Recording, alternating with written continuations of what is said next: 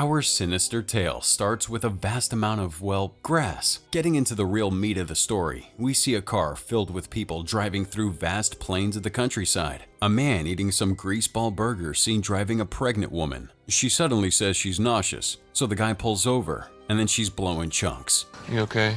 And the man reassures her. She seems to be fine afterwards, and then she says maybe they should go back. But the man named Cal DeMuth says they're already halfway to San Diego. Becky DeMuth, the pregger, is worried what their parents might think since they're siblings. Cal tells her that only what she decides matters. Then Becky hears something. It sounds like it's coming from tall grass. It's a boy screaming for help over and over. Sounds like he's really in trouble. Reluctant at first, Cal agrees they should haul this lost idiot out there, so he parks the car at a nearby church. Becky shouts back to the kid to calm down. Then he shouts back that they've been stuck there for days. There's another voice with him, the voice of a woman, and she calls the boy Tobin and tells him to stop calling for help. It sounds like he's near. So they try to lure him with the sound of their voices near the road, but the kid remarks he can't see anything. Oh well, Captain Cal to the rescue. Cal, wait! Becky's somewhat worried about stepping into the grass, but eventually does so anyways. She catches up to Cal while calling 911, and then she tells the operator that there's a kid lost in the grass. But the signal soon breaks. Cal also suddenly disappears in front of her, so Becky tries to look for him. Little did she know that Cal is actually next to her, only a few feet away. Cal? Cal has lost his direction and shouts for the kid multiple times, but no reply. Then he tries to look for Becky, and she replies that she tried to call 911, but the signal broke, and now she's asking for his phone. Well, Cal left his phone and glasses in the car, so he's also visually impaired. Soon, the kid voices out again for Cal to keep coming, but now he's getting annoyed that this kid is like moving further and further away. Cal tells him to just stay still and he'll come to him. Then he calls out to Becky. Well, she's fine, but she's feeling something off about this tall grass. So she tells Cal that they should head back to the road first and try to figure out what to do. They keep tabs with each other by talking to each other constantly. Becky tells him to jump with their hands in the air so they could see each other. So they do it. Forget it, let's just do this. And Cal is close. Becky hears Cal, but he sounds like he's now getting further away. But Cal swears he's standing still. They both do that jump again and oh boy, Cal's looking like he's a mile away. Cal panics, running through the field like a madman. He trips on some mud, and then he finds something really gross, an abyssal dog rotting with lots of flies. Becky's asking if he's alright, and he says he's A-okay, totally not seeing a rotting dog. This is about us now. Becky tells him to just forget about that kid because they have to keep their heads together in getting out.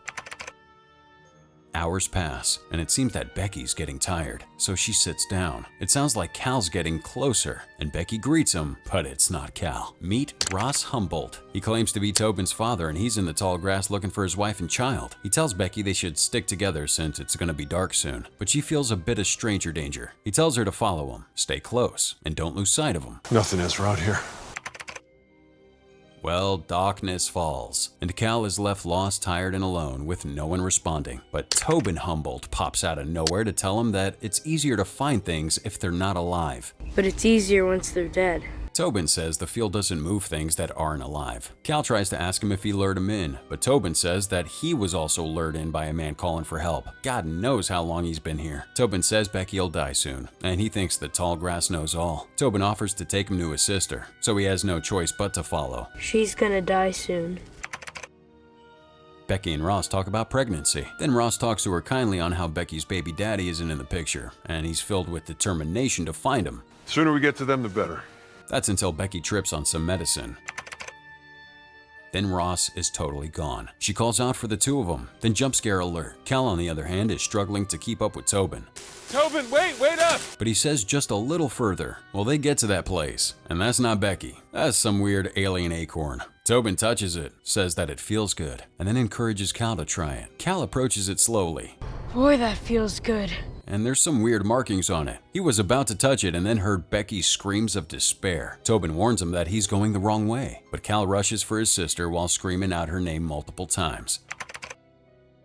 Outside the tall grass, this man's driving by the countryside in his truck and then makes a stop at the gas station. He talks to the owner and says he's trying to find these two. It's Cal and Becky. He drives off with no luck, then passes by the church from earlier. Suddenly, he spots Cal and Becky's car, so he stops to investigate. Nothing in sight here but a rotting burger, and I have a feeling all these cars here are just idiots that went into that tall grass. Travis McKean, the trucker man, goes inside the abandoned church slowly. As if that wasn't a red flag already, he slowly walks up to the door only for it to be locked, so he exits the spooky church and burns his lungs for a little. Becky! Out on the road, he spots Becky's book near the tall grass, so he dives into the grave of morons. This one's a bit smarter though, because he leaves a trail of folded grass to know where he came from. But sadly, it's not going to be enough, because that tall grass unravels itself. After walking for some time, he noticed the sun's direction suddenly changed. Becky! Darkness falls, and he uses his bag as a pillow and tries to get some rest as he's looking at Becky's photo.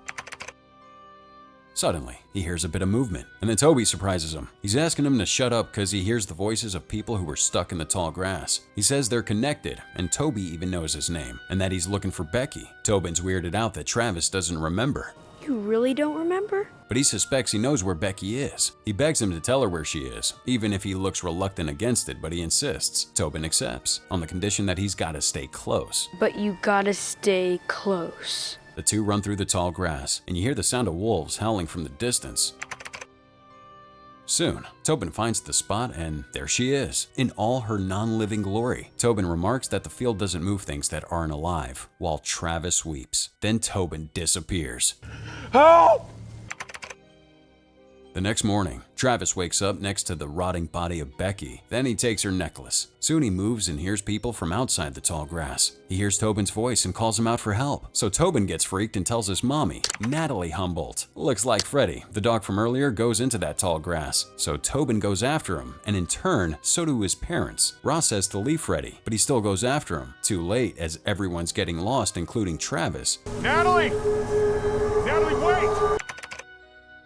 Time passes, and it's night once again. Ross is left alone, still trying to find his wife and child. He tries to keep it together, but soon begins to blame the whole fiasco on Natalie and Tobin. Soon he finds that funky alien acorn from earlier and slowly approaches it. Daylight approaches, and Tobin's heard screaming for help. Looks like some time and physics are warped inside this thing, as we're taken once more to the scene of Cal and Becky hearing Tobin from inside the tall grass. Cal parks the car, and Becky enters that grass once again. Where are you? Let's go back to Travis, looking hopelessly lost, tired, and dizzy. He hears Cal and Becky's voices exchanging rhymes, so he calls out to him. Becky? And the siblings are both surprised that he's here. They ask him why he's here, and he says that he's here to look for them. Travis hears Tobin's plea once again, but this time, he says Freddy has bit the dust. Cal's asking who is Freddy, Are you with Freddy now? and Tobin responds that he's the dog. Travis instructs Tobin to stay put with the remains of Freddy, as they'll attempt to come to him, but the siblings say they've already tried that. Well, Travis doesn't care. He just wants Tobin to keep talking as they attempt to follow his voice. Travis actually pulls through and meets Tobin. Becky actually makes it, and so does Cal.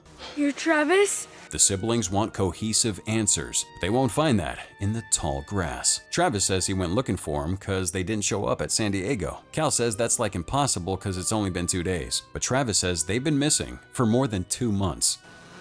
2 months. Becky feels like something's watching them, and she doesn't want to stay there, so they should keep moving. Travis gives Tobin a boost to look for anything, but all he finds is one building. They walk towards that direction, Tobin guiding him, and Travis says that Cal and Becky's parents are worried sick. Too bad Travis didn't call anybody before going into the tall grass, so this reminds Becky to check her phone. But the phone is corrupted and she feels tummy pain. She's fine though, as it was just a little kick and no need to worry about the baby coming out because it still has 3 months to go. Becky says she's gonna call the baby Jeannie and tells Travis she's lively, even letting him feel her belly, and he agrees.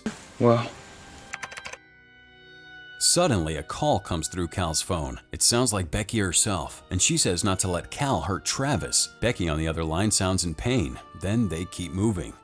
one more reason to keep moving.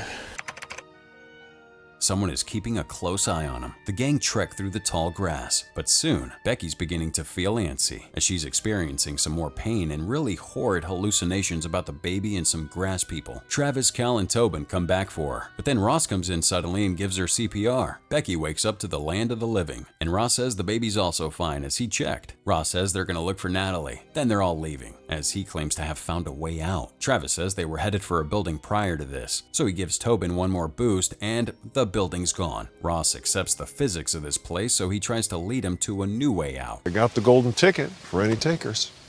Now during this hike, Ross is singing to keep the spirits up. As night falls, he talks to Travis about the life they have outside. Ross talks about his musician days in comparison to Travis's current ones. Then they arrive. All roads lead to that alien acorn. Of course, nobody knows what it really is. And then Cal sees carvings on it. Ross thinks that it has been here since time itself, but Becky cuts him short to find the way out. Ironically, he thinks that the acorn actually shows the way out, so he touches it. They're kind of weirded out how Ross shills this thing, and then just as Cal was about to put his hand on it once again, Natalie comes out. She hugs Tobin, but is entirely hostile towards Ross. She says everything he said was a lie. Stay away. Then she gasps while looking at Becky. She's stuttering for a bit, but basically she saw Becky lifeless. Ross thinks she's just a little off, cause it's been days without food or water. Ross claims that they're all like family now. We're like a family now. Then Becky's tummy hurts once again. She sees a vision of grass people and that Ross was looking sinister. Travis, Cal, and Becky want to go their own way cause Ross is being weird, and then they invite Natalie and Tobin. Ross shills the acorn once again, persuading people to touch it. He thinks it's some sort of forgiveness artifact, but everyone is just more weirded out. 5 little fingers on its face. Travis thinks Ross should let Natalie and Tobin go, but he's a bit riled up now and the grass stops in place. Travis low-key threatens him, but he keeps talking about the acorn. He suddenly thinks it's all about him now. Is that a threat? Travis then tackles Ross and tells the rest to go, but Ross is quite the fighter. He grapples Travis and what do you think he does? You think he kills him? No. He tries to sell that acorn like it was on eBay. And then Tobin runs for Becky and Cal, while Natalie's grappled by Ross. He tells Tobin not to worry, but this is the right time to worry, because Ross flattens Natalie's head. Travis gets up and runs with the rest of the crew, while Ross is left there to call out that they can't run forever. And all flesh is grass. The gang encounters Freddy alive. Then they run after him. They all reach an abandoned bowling alley, and then they barricade the door behind him. They take a breath, chill out, and suddenly blame each other. Cal says there's no solution because they're going in circles. Cal is totally against Travis because he left Becky with a baby, but she thinks Cal is being too clingy. Travis actually accepts Cal's criticism, but blames him for having such a high standard for his little sister. Then Travis accuses Cal of Sweet Home Alabama crimes. They have a punch out, but that's postponed because there's someone trying to get in. Stop it! They all climb up to the roof and lock them behind. According to Travis, the building is actually visible from the road. They peep on the other side, and yeah, this confirms it. Heck, they can even see the church from here. They see Freddy enter a small patch of grass, and just like that, he's gone. Travis tries to scope him out, and Freddy actually makes it to the road. Travis trips, but Cal's got him. Oops, Butterfingers. Ooh, you're on thin ice, Cal, cause Tobin saw you. Tobin, Suddenly, Ross climbs up the roof. They all escape, but Becky worries about Travis, and Cal lies that he'll catch up. Becky keeps looking for Travis, but Cal wants him to forget about that greaser. This makes her realize that he did something to Travis. Did you do something? She runs from him. Then Ross catches up to Cal and calls him out on his insecurities as an older brother. Cal runs, but Ross is in hot pursuit. Ross catches up to him because he knows how this tall grass works. Cal turns and sees himself as a lifeless husk. Then Ross chokes him out. It turns out it's not the first time he got game ended by Ross. Back at the bowling alley, Travis actually survives that fall thanks to some garbage. Then hears Becky faintly. He calls out to her, and Becky's writhing in pain. Travis then recalls what Cal did to him. Then he says he regrets everything he's done to Becky. He's glad she kept Jeannie. Becky then says she has a dirty little secret. She was gonna give up her baby to another family in San Diego. Travis is determined to keep that baby alive, and as they share a touching moment, something torments Becky and she screams audibly. It's Ross. He grapples Becky and she even tries to shank him with a key, but Ross is just too strong. He's asking to touch that acorn, lays her down, and prepares to do something utterly horrible. But Becky pokes his eye out. She takes this time to crawl away. Then rain comes. Becky's struggling to walk away and she's starting to see visions of grass people. They surround her while they keep chanting, "The people have touched too much grass." and carried Becky away. Now from the top, it looks like the grass itself is carrying her away. And then she wakes up back in front of that alien acorn. She calls out to Travis multiple times as she's in constant agony. Then she calls herself. That's the distorted call from earlier. Becky then feels more pain as the carvings on the acorn dictate her and the baby's fate. The grass people are surrounding her once again. Then the ground in front of her collapses, revealing a lot of trapped, tortured souls. The chanting begins once again, and Becky screams until the screen goes white. She wakes up, and she feels like she's looking for her baby. Cal is suddenly there, making her drink some water, and then he hands her the baby. So the baby looks fine, and then Becky fades in and out of consciousness, while Cal tells her another dirty rhyme and feeds her something. He claims it's just grass and seeds, but you and I know where this is leading to. It's just grass. She suddenly tries to get her senses back, and she feels like it tastes familiar. Cal turns into Ross, and he says it tastes like her. Somewhere else in this green nightmare, Travis is still trying to look and call out to Becky, but he finds her near the acorn muttering "baby" repeatedly. Travis feels her belly and it seems like the baby's gone. Tobin's there to tell him that his daddy got rid of the baby. He says he also found Cal lifeless, and just like him, he's gonna keep hunting him over and over again. Travis has had enough and calls out Ross, but he's right behind you. He's only got one eye, but he still tries to end Travis. He takes that shank from the mud and stabs him. Eyes are deceiving around here. Next is Tobin, and he makes him touch it, but Becky takes another eye from him. She collapses and Travis fights Ross. He tries to choke him, but the chanting continues again. Ross succumbs and slips into the abyss, while Tobin watches. Travis then mourns Becky. And in his desperation, it leads him to try and touch the acorn, despite Tobin's warnings. Well, he touches it, and the whole field glows red. He turns around at Tobin, and he takes him by the hand Follow me. as they run through those fields. He reaches a point where he gives Tobin the keys to the truck and warns him about him staying, but Becky and him don't belong here, so he instructs him to not let them in, and Tobin is warped to a wooden room. Tobin opens the door, and he's inside the church. It seemed like he traveled back in time too, because now we're back at the start of the movie. This time he warns the two siblings not to go in the grass. Don't go in there! Stay away from it! Stay away! Cal was about to go in, but Tobin gives the key to Travis and she recognizes it. Becky makes the right call, and they take Tobin in, and she changes her mind about giving up that baby. They drive off, and inside the tall grass, Travis breathes some relief as he finally succumbs to the abyss. Hope you didn't get lost, because that was it for Tall Grass, guys. I don't know what you think about this disorienting movie. Let us know in those comments below using that hashtag #CinemaRecap. This was In the Tall Grass by Netflix, starring Will Bugh Jr., Harrison Gilbertson, and Patrick Wilson. Until you find that next alien acorn, see you later.